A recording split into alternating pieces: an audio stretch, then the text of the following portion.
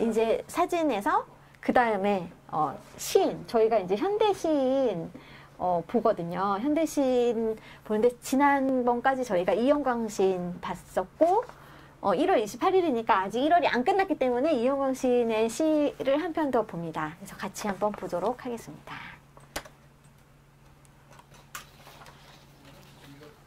네, 제가 읽겠습니다.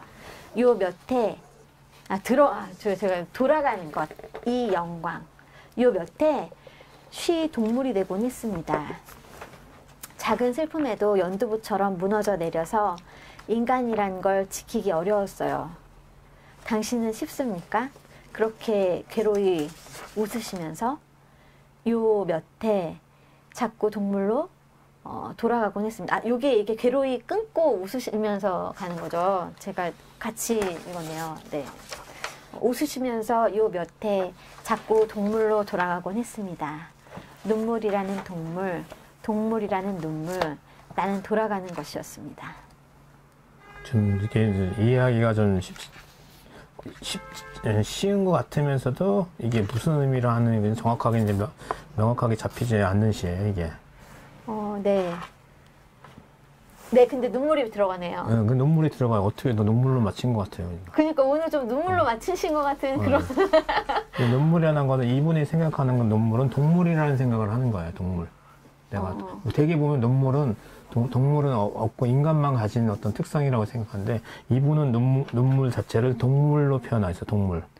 근데 네. 소가 울어요. 도살장 끌려갔대. 그렇게 하는데 쉬 동물이 되곤 했습니다. 그러니까 이분이 이제 2018년이니까 50대 중반 이렇게 되면 이게 네. 자동적으로 저도 마찬가지고 이제 네. 눈물을 많이 흘려요. 이제 실질적인 생활 중에 뭐 아니면 뭐 가족 관계 중에는 잘 눈물을 안 흘리는데 이게 다 드라마를 보거나 비밀의 숲을 이렇게 보다 보면 정의가 구현되는 그 치열한 삶을 보고 있느라면 눈물이 나요. 막 그런 느낌. 그런 거를 이제 얘기하는 거 같이 이제 나이가 이제 되면 그런 것들을 동물의 눈물이라고 표현한 거예요. 눈물 같은 것을.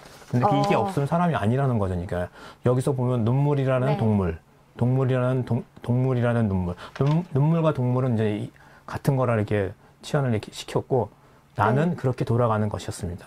그러니까 몇 해 동안 자꾸 동물로 돌아가다 이성적인 판단하고 어떤 그런 걸로 이제 눈물을 아니 흐르고 있었는데 어느 순간에 보니까 내가 동물로 돌아가 있는 거야. 그러니까 동물로.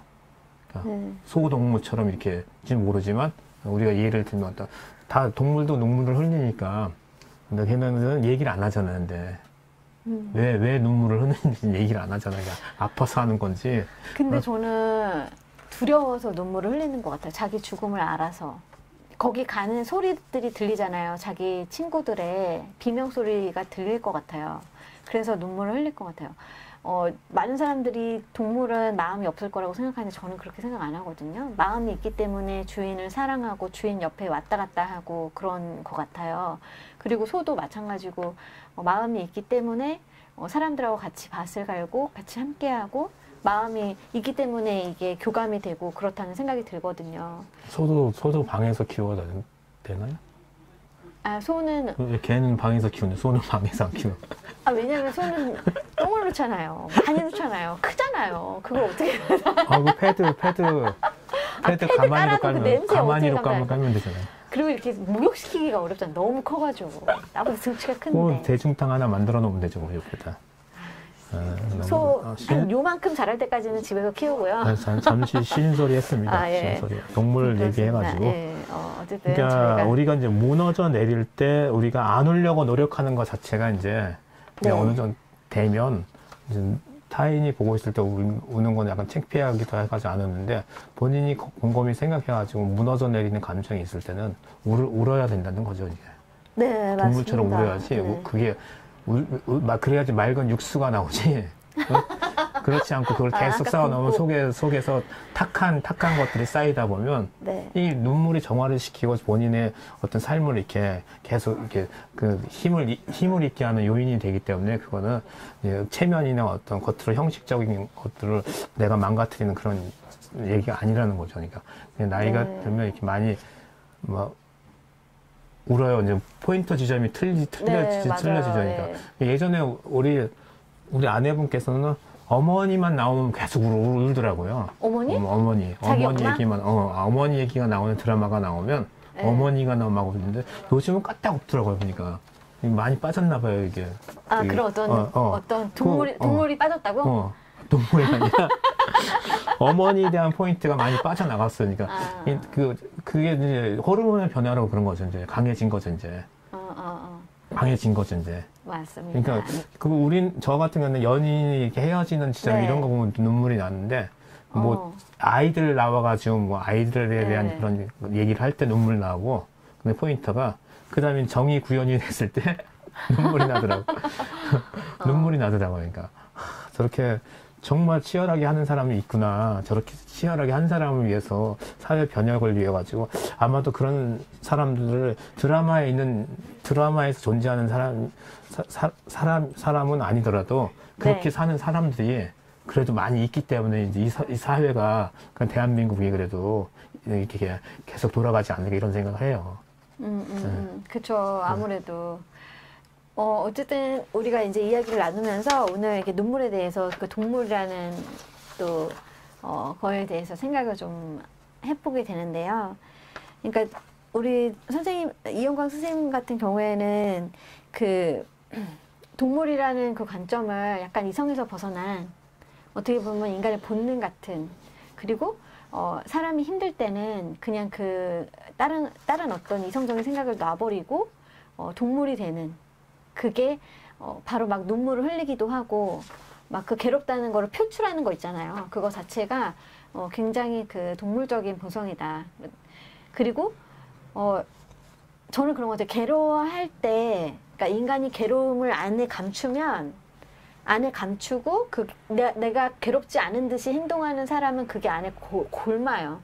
그러니까 그게 나를 치유하지 못해요. 나를 병들게 하는데 내가 괴롭고 내가 힘들고 그럴 때 내가 눈물을 흘리고 내가 힘들다는 것을 표출하잖아요. 그러면 그게 치유가 되고 내가 다시 건강해질 수 있는 상태가 되거든요. 그러니까 그거를 어떻게 보면 인간의 또 본능적인 그런 요소이면서 동물적인 본성이라고 생각이 들거든요. 나를 좀 치유하기 위한 자기의 방법인 거죠. 눈물을 흘리거나 소리를 지르거나 혹은 막 내가 몸부림치는 거 이거를 하지 않고 그거를 가슴에 품지 않았으면 좋겠다라는 생각이 들면서 봤어요. 이 시를. 그래 동물이 되는 게 괴로울 때 정말 힘들 때, 어려울 때는 동물이 돼야 되는구나. 눈물 흘려야 되는구나. 그런 생각이 좀 들면서 이영광 선생님이 요 몇 해 시 동물이 되곤 했다고 하는데 저는 요즘에 동물이 많이 됩니다. 저는 동물이 많이 돼요. 요즘에. 이렇게 나이가 조금씩 들면서 동물 되는 횟수가 늘어나는 것 같아요. 그전에는 좀 이성을 많이 잘 붙들고 있다고 생각했는데 지금은 좀 동물 많이 되고요. 그냥 인정하려고요. 내가 동물 됐을 때는 그냥 나를 지키기 위해서 내가 동물이 잠깐 됐구나 라고 생각하면서 잘 지내보려고 합니다. 네. 근데 예전에 이제 드라마 얘기만 하나 하고 예전에 제가 아저씨라는 아저씨 아이유 나오는 거 나이 아저씨 그거 보면서 진짜 많이 울었어요. 저도 많이 울었어요. 근데 지금 넷플릭스에 떠 있거든요, 이게. 네. 근데 나이 아저씨 보면 처음에 이제 아이유가 이제 어떤 그 사랑의 로맨스인 줄 알았어, 이제 그 아저씨랑 이성균이랑. 나도 이성균 아저씨랑 로맨스 할 줄 알았어. 근데 그렇게 했으면 재미없었을 거예요. 너무 재미없죠. 근데 저 비정규직인 그 아이유를 보호하기 위해 가지고 끊임없이 그냥 자기 명예를 다 던지고 그거 하는 모습을 볼 때 너무 멋있더라고, 이게. 멋있지. 그러면서 아이유가 점점 변해가는 거예요. 처음엔 얘기도 안 하고 눈물도 흘릴지 모르는 인간이었는데 점점 그 아저씨로 나와서 그게 남녀 간의 사랑을 뛰어넘는 어떤 사랑이 존재하는 그런 거죠. 존재를 보고 있을 때 너무 이게 좋아하는 그 드라마가 다시는 안 봤는데 계속 저는 그거 다시 보기로 봤거든요. TV에서. 봤는데 나중에 이제 그게 이제 나이 아저씨라는 그 노래가 하나 나와요. 거기 여러 가지 음악이 나오는데 그 노래한 거기 그 노래를 예전에 이제 들을 때마다 제가 계속 어느 순간에 지금 또 계속 눈물을 울려오시는 거 흘렸어요. 아니에요? 눈물을. 그러니까 지금은 그 눈물을 되게 흘렸는데 그 눈물 그 나이 아저씨는 좀 왜 드라마에서 이제 폭 빠져 있어가지고 근데 지금도 이제 그 나이 아저씨 그 음악을 갖고 있고 약간 이제 그 감성이 다운됐을 때 그걸 딱 들으면 네. 거기에 집약돼 있어요 그 노래. 아이유가 부른 노래는 아니에요. 아, 예, 맞아요. 근데 그 노래 저도 제가 한번 나중에 검색해서 이렇게 올려드리면 좋은데, 그러니까 나의 아저씨를 보고 들어야 돼요. 네, 저는 그래요. 그렇게 생각해요. 그리고 그 나의 아저씨에서 보면은 인간의, 저는 이렇게 사랑의 여러 종류가 있는데 꼭 남녀 간에 혹은 불륜 뭐 이런 것만 사랑이 아니라, 그러니까 정말로 인간이 따뜻한 마음으로 그 사람을 덮어줄 수 있는 그런 사랑이 존재하거든요. 이렇게 상사와 직원 간에도 사랑이 존재할 수 있고요. 그리고 뭐 내가 가르치는 아이와, 그러니까 학생과 제자 사이에도 사랑이 존재하고요. 그런데 그 사랑이 사람을 살리거든요. 제가 볼 때는 그리고 사회를 되게 윤택하게 돌아가게 하거든요.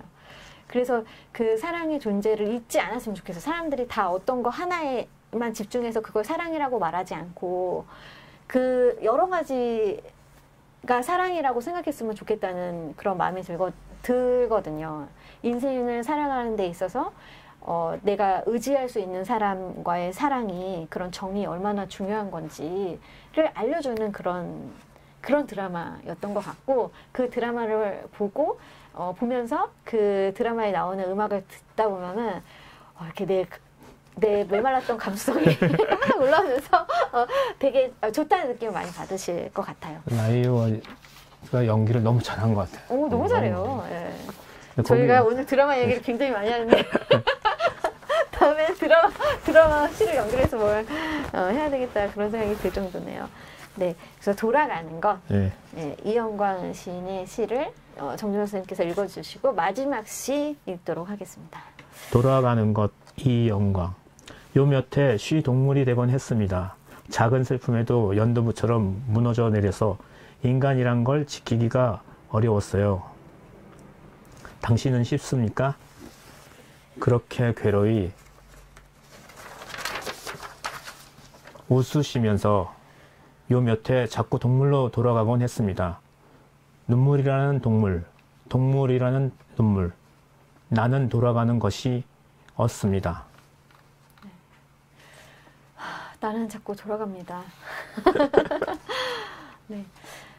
저희 이제 마지막 번역시 같이 볼 건데요.